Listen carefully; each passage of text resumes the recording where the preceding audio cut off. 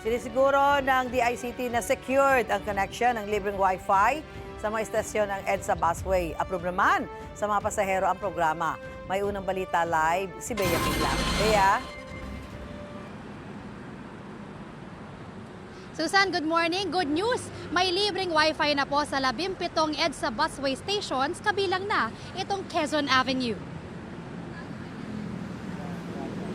Para sa mga commuter na #cellphone-is-life, mas mapapadali na ang pag-connect sa internet habang nasa EDSA Busway dahil may libreng Wi-Fi na para sa lahat sa 17 EDSA Busway stations.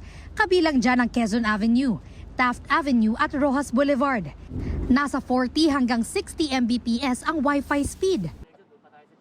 Ayon sa DOTR at DICT, makatutulong ito sa online needs ng mga commuter sa school, trabaho, paglilibang o kahit sa pang-araw-araw na gawain gaya ng pagbabayad online. This will complement our cashless payment.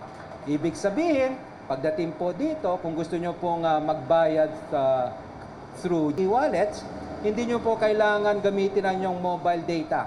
Makakatipid po kayo. Kaya kahit hindi pa nasusubukan ng mga commuter na nakausap natin, good news daw ito para sa kanila. Hindi lang daw kasi ito helpful, makatitipid pa raw sila.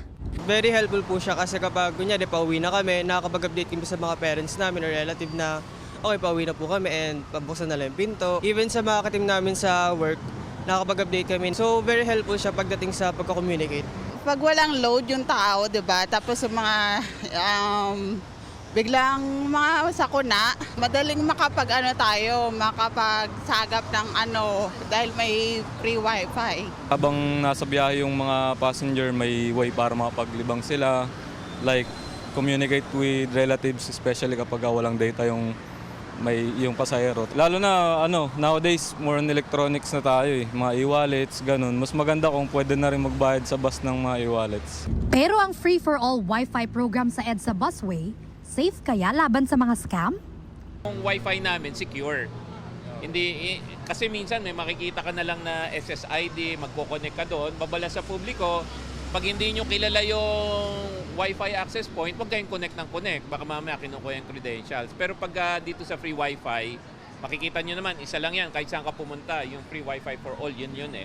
Mas secure yan. Hiling ng DOTR at DICT, gamitin muna ang libreng Wi-Fi para sa cashless payments, messaging at mga emergency.